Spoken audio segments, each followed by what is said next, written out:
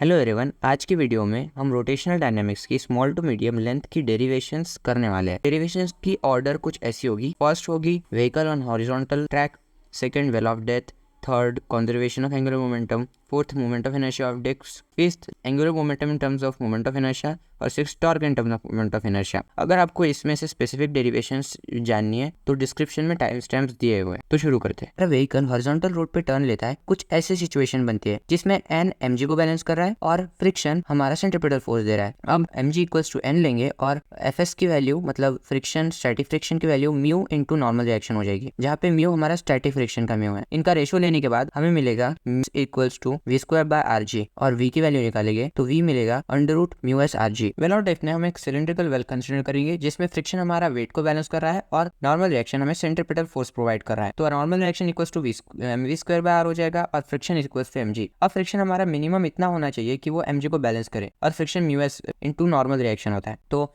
mg is equals to mu into normal reaction. Normal reaction था हमारा mv square by r। अब यहाँ पे हम थोड़ा रीअरेंज करेंगे तो g is less than equals to mu S into V square by r आ जाएगा और यहाँ से v निकालेंगे तो v मिनिमम हमारा आएगा under root R G upon mu S. Conservation of angular momentum. Angular momentum होता है r क्रॉस p, मतलब पोजीशन क्रॉस लीनियर मोमेंटम। या फिर कोई भी एंगुलर चीज होती है उसकी पोजीशन क्रॉस उसकी लीनियर चीज। तो यहाँ हमें कंजर्व करना है एंगुलर मोमेंटम को, मतलब एंगुलर मोमेंटम कांस्टेंट होना चाहिए। और कोई भी चीज़ कांस्टेंट कब होती है? जब उसका डेरिवेटिव इक्वल्स टू जीरो हो। इसका मतलब हमें इसका derivative equals to zero proof करना है।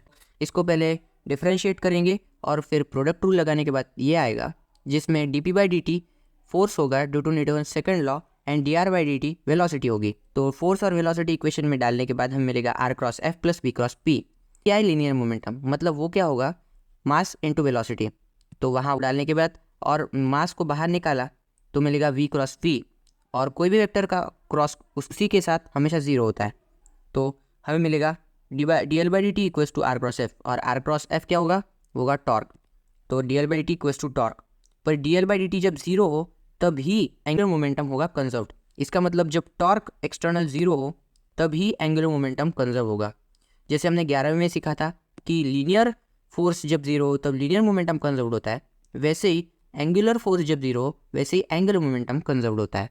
Moment of inertia of disc derive करने की हमारी थिंकिंग प्रोसेस होनी चाहिए कि एक डिस्क को हम बहुत सारी रिंग्स में ब्रेक करें और उन रिंग्स का moment of inertia common axis में ऐड करके डिस्क का मोमेंट ऑफ इनर्शिया डिराइव कर ले। और रिंग्स ही क्यों? क्योंकि हमें रिंग्स का मोमेंट ऑफ इनर्शिया पता है। अब हम एक डिस्क कंसिडर करेंगे जिसमें एक एलिमेंटल रिंग कंसिडर करेंगे डी आर थिकनेस की, जिसकी रेडियस आर होगी और डिस्क की रेडियस कैपिटल आर होगी। मोमेंट ऑफ इनर्शिया होता है मास इंटू रेडियस का स्क्वायर। मास होगा मास ऑफ रिंग और रेडियस भी होगी रेडियस ऑफ रिंग। अब मास ऑफ रिंग को हम डीएम कंसिडर करेंगे क्योंकि रिंग एलिमेंटल है और रेडियस ऑफ रिंग को आर ही कंसिडर करेंगे। अब डीएम जिसको हम इंटीग्रेट नहीं कर सकते उसको हमें कैलकुलेट करना पड़ेगा, इसलिए हमें एलिमेंटल रिंग का एरिया निकालना पड़ेगा जो कि होगा 2 पाई आर डी आर। अब मास ऑफ रिंग हम कैलकुलेट कर सकते हैं mass per unit area of disc multiplied by area of ring से। Mass per unit area of disc को हम लिख सकते हैं mass upon area of disc multiplied by area of ring. Mass होगा डिस्क का m और एरिया होगा डिस्क का पाई कैपिटल आर स्क्वायर और एरिया ऑफ रिंग होगा 2 पाई आर डी आर और m upon pi capital R square इसको हम सिग्मा कंसिडर करेंगे। तो हमें यहाँ पे dm मिल चुका है, मतलब मास ऑफ रिंग मिल चुका है। तो हम dm अपने इक्वेशन में डालेंगे, वहां अपने हमें मिलेगा 2 pi R sigma D R multiplied by R square. यहाँ पे 2 पाई और सिग्मा कांस्टेंट है, इन्हें बाहर निकालेंगे, इंटीग्रेट करेंगे फ्रॉम लिमिट 0 टू r। हमें मिलेगा r to the power 4 upon 4।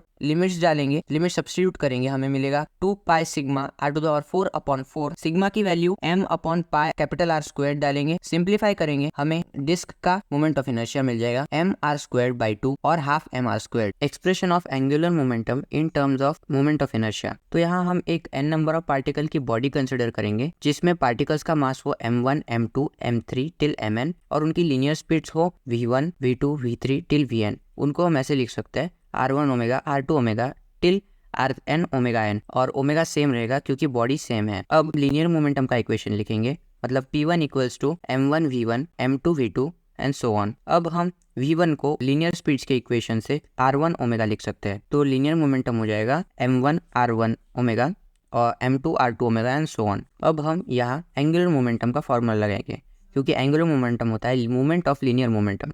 Therefore, angular momentum is equals to r into linear momentum.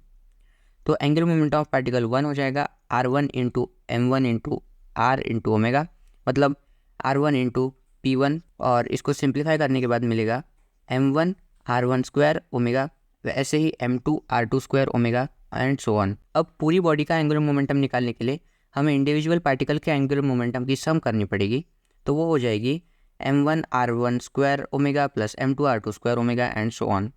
यहाँ से हम ओमेगा को कॉमन निकालेंगे तो ब्रैकेट में हमारा बचेगा m1 r1 square plus m2 r2 square, और mn rn स्क्वायर यही होता है moment of inertia.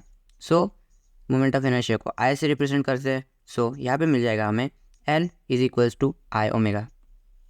Talk in terms of moment of inertia. तो जैसे हमने expression of angular momentum in terms of moment of inertia में एक n नंबर ऑफ पार्टिकल की बॉडी कंसिडर की थी, वैसे ही यहाँ हम एक n नंबर ऑफ पार्टिकल की बॉडी कंसिडर करेंगे जिसमें पार्टिकल्स के मासेस वो m1, m2, m3 till mn, और यह उनकी परपेंडिकुलर डिस्टेंस फ्रॉम एक्सिस होनी चाहिए r1, r2, r3 till rn। फिर टेंजेंशियल एक्सेलरेशन हमें पता है a equals to r alpha होते हैं। So a1 equals to r1 alpha, a2 equals to r2 alpha, a3 equals to r3 alpha and so on. या हमें ये भी पता है कि force equals to mass into acceleration होता है, तो मास तो हमें पता ही है m1, m2 and so on, और एक्सेलरेशन भी अभी पता चल गई है r1 alpha, r2 alpha and r3 alpha and so on. तो हम पार्टिकल 1 के लिए सब सब्स्टिट्यूट करेंगे, that is f1 equals to m1 a1, और फिर a1 की वैल्यू पुट करेंगे r1 अल्फा, तो m1 r1 अल्फा, और हमें पता है torque is equals to r cross f होता है। So torque for particle 1 equals to r1 into f1। So f1 है